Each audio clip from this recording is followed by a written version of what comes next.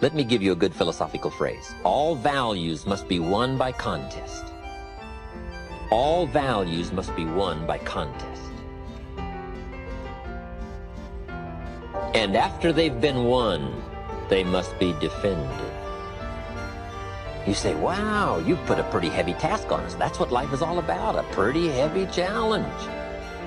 We don't give large trophies for small effort.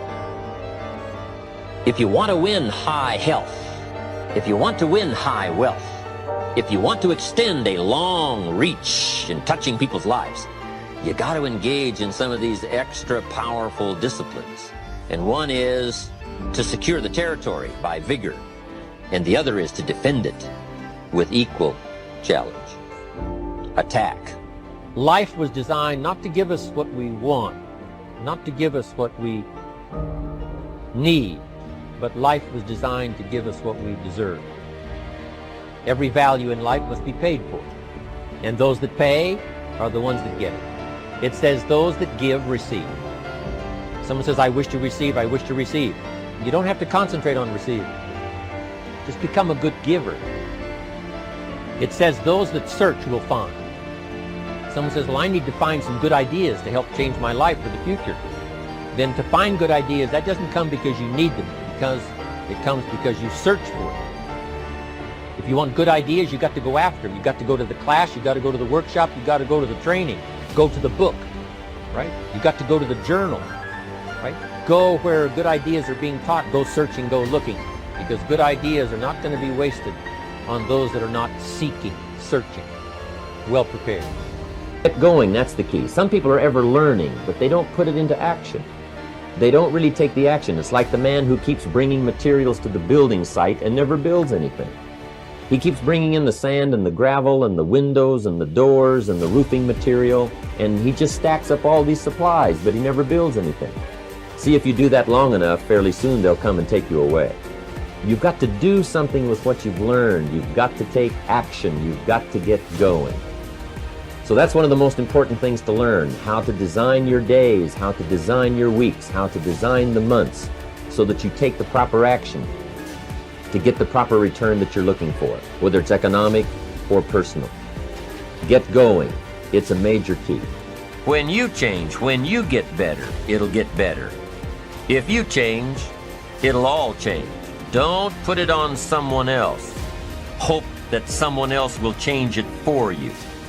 Take responsibility for yourself. Take personal responsibility. You can't change the circumstances or the seasons or the wind, but you can change your reading habits. You can change whether or not you go for the skills, burn the midnight oil, turn yourself around, multiply your value by 2, 3, 5, 10. That you've got charge of. That you have control of.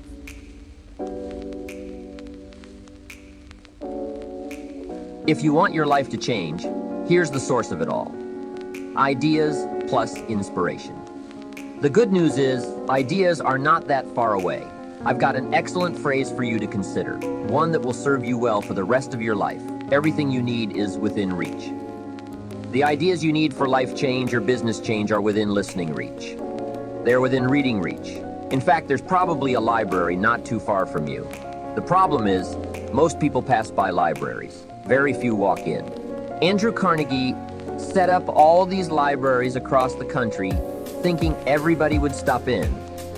But no, almost everybody drives right on by.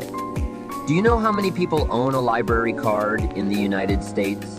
3%. And guess how much they cost? Nothing. The ideas are within reach. But here's the key question. Who is going to reach?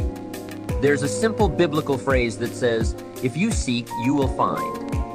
But it's very important to know that finding is reserved for the seekers. We don't find what we need. We find what we search for. If you will search, if you'll try, if you'll go, if you'll listen, ideas are within reach. And ideas are life-changing. There's nothing so powerful as an idea whose time has come. A business idea, a social idea, an investment idea, a good health idea. All you need is a specific idea to make an impact on your life. Ideas can help you gather treasure. gather equity, and gather wealth. 10 years from now, you can be right where you are now, or you can be in a new place. The difference between now and then could be significant in terms of money, lifestyle, treasure, and equity. In 10 years, you can enjoy an incredible life if right here and now you make a small change in your thinking to start you on the journey. The key is to start right now gathering the ideas and making the changes that will take you further along this new road. Ideas can change your life, and sometimes all you need is just one more good idea in a series of good ideas. It's like dialing the numbers of a combination lock. After you've dialed 5 or 6 numbers, the lock may not come open, but you probably don't need 5 or 6 more numbers. Maybe you need just one more number, one more idea. Maybe a seminar or a sermon can provide it. The lyrics from a song could do it. The dialogue from a movie could do it. Conversation with a friend might do it. If you keep your eyes and ears open, you'll find that one last idea you need. Once you find that idea, the lock comes open, and there's the door for you to walk through. Just one more idea, no matter where you get it, may be all you need to open that door of opportunity. If, however, the lock still doesn't open, you may be lacking in inspiration. Who knows why some people are inspired and some are not? Some people find a great idea and turn it down. Some people say that it costs too much. Some people say that it's going to take too much time. Some people are too busy. There are a lot of different reasons why some people are inspired to take advantage of a good idea while others pass it up. I call it mysteries of the mind, and I just leave it at that. There are some things I don't try to figure out. Some people buy and some don't. Some go for it and some don't. Some change and some don't. And if you've been around for a while, you can usually spot those who don't take advantage of a good idea. A man asks me, "How come all this stuff goes wrong for me?" I say, "I don't know." The most I've been able to figure out is that those kinds of things always happen to people like you. I'll bet he's one of the ones who don't take advantage of good ideas. If he continues on that path, he'll probably never find the right combination. That honor will always fall on the ones who do. Like you. The consistent, disciplined, purposeful, constant search for knowledge. It's where the life-changing ideas are. Pursue knowledge with high expectations. Spend the money, time, and effort. They are all investments, but the payoff is so great it's hard to compare the cost to the reward. First is the money. Set up an educational fund for the programs, the books, the lectures, the seminars, and the videos you need for a constant flow of ideas and inspiration. Take a portion of your income each month and set it aside to invest in the search for knowledge. Remember, the best money spent is the money spent to cultivate the genius of your own mind and spirit. Make sure you don't spend more for frivolous comforts and conveniences than you do for education. The money is a small price. The promise is unlimited potential. The next investment is time, which is an extremely valuable expenditure. It's one thing to ask someone for their money, but to ask them for their time is a much more significant request. Knowledge takes time, precious time. The time you spend is irreplaceable. You can get more money, but you can't get more time. However, life has a unique way of rewarding high investment with high return. The major investment of time you're making now could be that small, fine tuning you need for major accomplishment. Last is the investment of effort. There is a great deal of difference between casual learning and serious learning. Learning that opens up the whole mental and spiritual process is truly an investment in effort. And this effort is the investment that opens the floodgates of ideas that can work their magic for you in the marketplace. So I don't hesitate to ask you to spend, in a deliberate and consistent fashion, the money, time, and effort required to reach your goals. These are the investments that turn on the lights, sharpen the focus, and start turning your wishes of wealth and happiness into reality. Let me share with you two of the best sources of information available. First, There are your own experiences. Become a good student of your own life. It's the information you are most familiar with and feel the strongest about, so make your own life one of your most important studies. In studying your own life, be sure to study the negative as well as the positive, your failures as well as your successes. Our so-called failures serve us well when they teach us valuable information.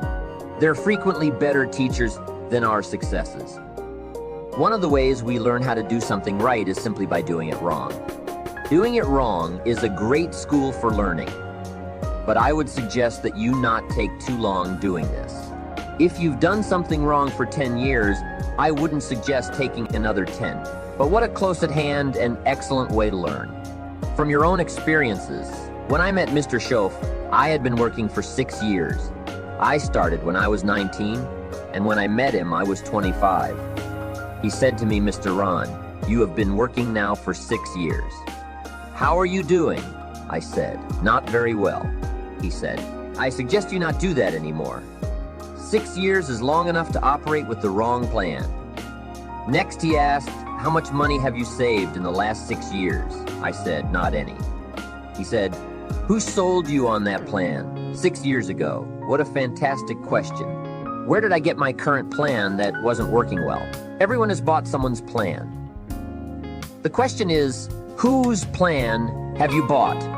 Those initial confrontations may be a little painful at first, especially if you have made as many errors as I have. But think of the progress you can make when you finally confront those errors by becoming a better student of your own life. The second way to learn is from other people's experiences. Remember, you can learn from other people, whether they have done things right or wrong.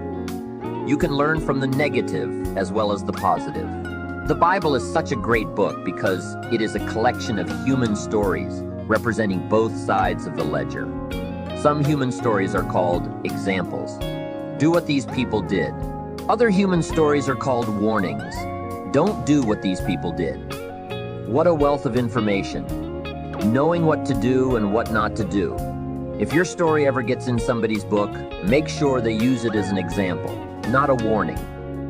There are 3 ways to learn from other people. The first is to listen to the programs and read the books by and about people who have accomplished great things. All the successful people around the world I know and work with are good readers. They are driven to read because they just have to know. It is one of the things they all have in common. Here's an excellent phrase. All leaders are readers. Successful people also listen to audio programs, especially while they're in the car or during other times when they can't read. Programs can help all of us easily pick up new ideas and skills. Did you know there are programs and books on how to be stronger, more decisive, a better speaker, a more effective leader, have a better effect on other people, become more loving, develop a more winning personality, get rich, develop persuasive influence, become sophisticated? And people don't utilize these resources? How would you explain that? Did you know that hundreds of successful people have written their stories in books and told the world how they became successful? And most people don't want to read or listen to them. How would you explain that? They're busy, I guess. They say, if you worked where I work, you'd know that by the time I struggle home, it's late. I've got to have a bite to eat, watch a little TV, and go to bed. I can't stay up half the night and read. Imagine someone who is behind on his bills. He's a good worker and very sincere. Unfortunately, you can be sincere and work hard all your life and wind up broke, confused, and embarrassed. You've got to be better than a good worker. You've got to be a good reader and a good listener. You don't have to read or listen to educational programs half the night. Although if you're broke, it's a good place to start. All you need are just 30 minutes a day. That's all. Stretch it to an hour if you can, but set aside at least 30 minutes. Hear or read something challenging, something instructional, at least 30 minutes a day, every day. Miss a meal, but not your 30 minutes. You can get along without some meals, but you can't get along without some ideas, examples, and inspiration. There's a biblical phrase that says, man cannot live on bread alone. The most important thing, aside from bread, is words. Words nourish the mind. Words nourish the soul. Humans have to have food and words to be healthy and prosperous. Make sure you have a good diet of words every day. And remember that to properly feed the mind, you must maintain good balance. Don't just read or listen to the easy material. You can't live on mental candy. With good books and programs, you can tap into the treasure of ideas. And if somebody has a good excuse for not tapping into the treasure of ideas for at least 30 minutes every day, I'd like to hear it. You wouldn't believe some excuses I've heard. Don't make the same mistake. Invest the money, get the programs and books. The best money you can spend is money invested in your self-education. Don't shortchange yourself when it comes to investing in your own better future.